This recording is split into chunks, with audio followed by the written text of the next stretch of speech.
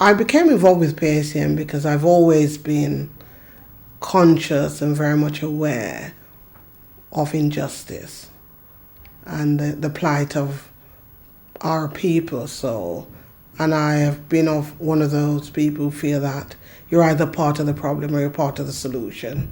So I've kind of made it my lifelong commitment to be involved and do whatever I can do so that hopefully I leave my community a bit better than I found it. At least I try to.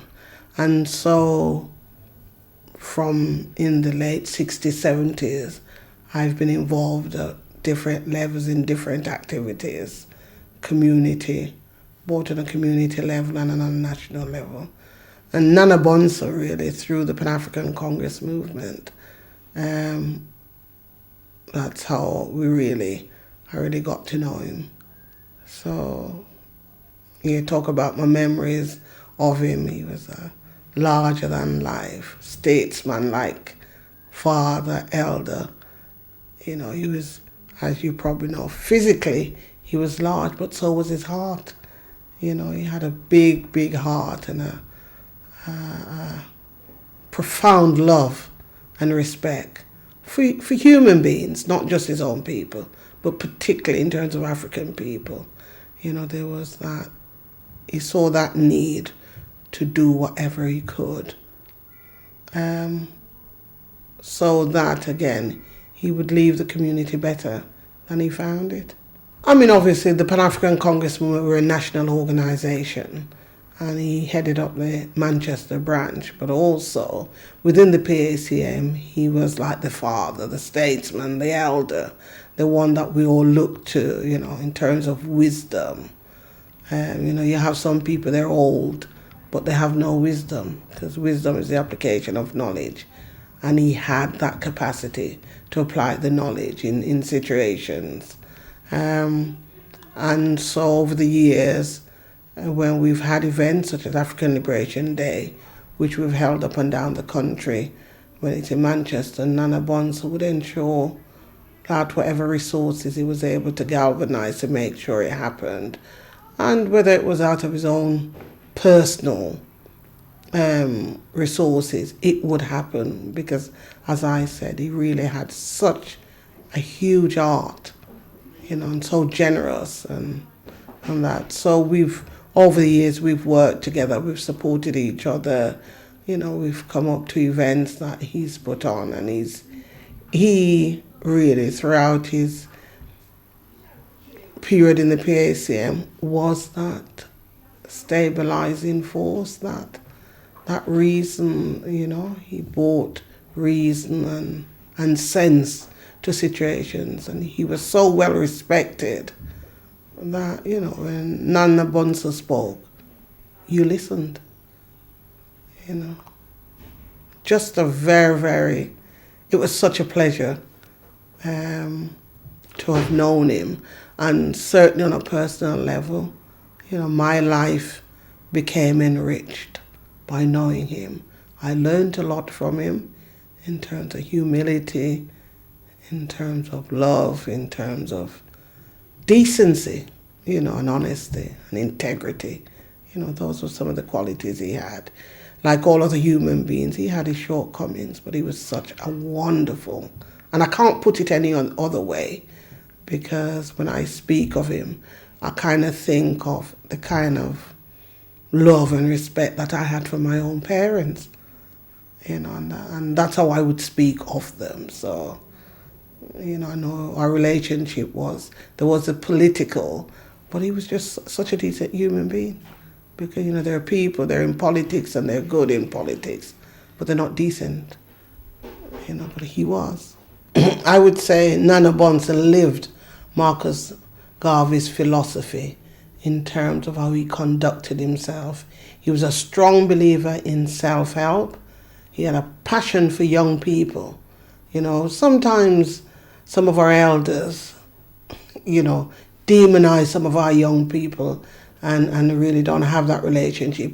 I think he was able to have that relationship with young people because he, you know, rightly saw them as the future and felt that we needed to do that investment in terms of investing time and energy in young people. But in terms of the philosophy of Marcus Garvey, which was about race first and doing for self, but Nana Bonsu, I think he lived that reality, and he tried as much as he could to follow in the footsteps of Garvey, because he was a great Garveyite. I felt that Marcus Garvey was the greatest African that had walked the face of this earth.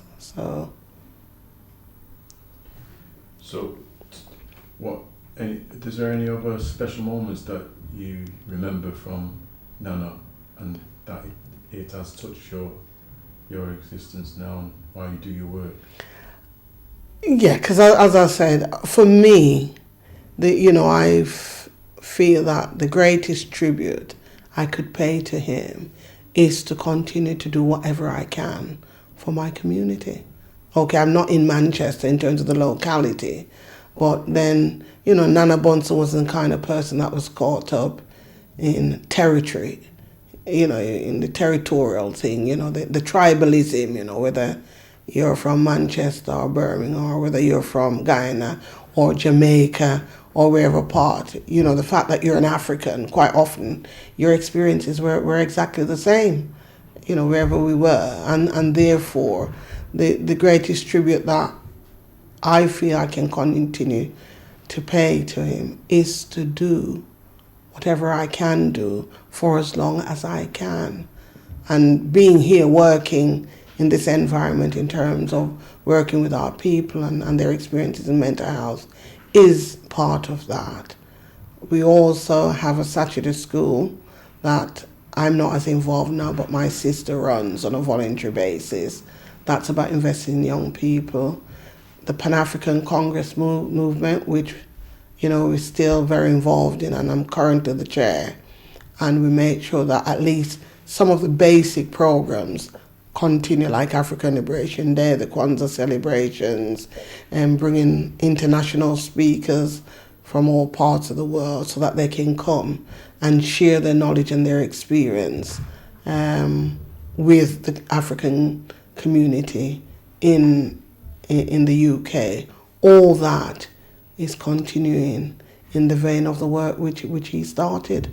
And I know that he would be pleased to see that we're at least, he'll probably be thinking we're not achieving as much as we should, but I'm sure he'd be pleased that we're at least doing something. Well, we all have a responsibility, including you, to make sure it happens, because he's laid the foundation. Whilst he was here on earth, he did his bit. And so there's a responsibility on all of us who are exposed to it or become aware of it to do what we can. And that's where the challenge is, in terms of those who are prepared to pick up that kind of baton and continue. Because in terms of the work for our race and for our community, I always say to relay, And oftentimes the tragedies, there's nobody to pass the baton on to. Or they drop it, or there's nobody in the relay. And Nana Bonsu has gone on, and it's about that legacy staying alive by people not taking his life and his contribution for granted, but building on that. And that's the challenge. And in terms of our young people, it's about that awareness. It's about that understanding of self, of race, and know what is possible. Because I think the problem with a lot of our young people, there's no sense of identity, no sense of purpose. And they lose their way. And they think there is only a particular path along which they should go, which often, it's sadly for some of them, is quite destructive, and destructive for us as a people and as a race. And I think, the legacy that he's left in Manchester, that richness, but it won't keep itself alive unless people are prepared to make that investment and that commitment and build on it. Otherwise, in 10, 20 years, I will say, oh yeah. Young people will be saying, who was Nana Bonsu? And that shouldn't be the case, because he, in terms of his contribution in Manchester and in this country, young people in Manchester should know who he is, because his name should be in the history book, in the local people. Young people need to understand the significance of that centre that's there and what he contributed and how he fought to keep it within the community. But it's not going to maintain itself, it's not going to sustain itself. But then if the community has no regard and no respect for the contribution that he made, then it's, his legacy won't continue. So the challenge is, because whilst nationally there will be those of us trying to do what we can, like they say back home, you have to dance a yard before you dance abroad. And so the work has to happen within Manchester. That's important.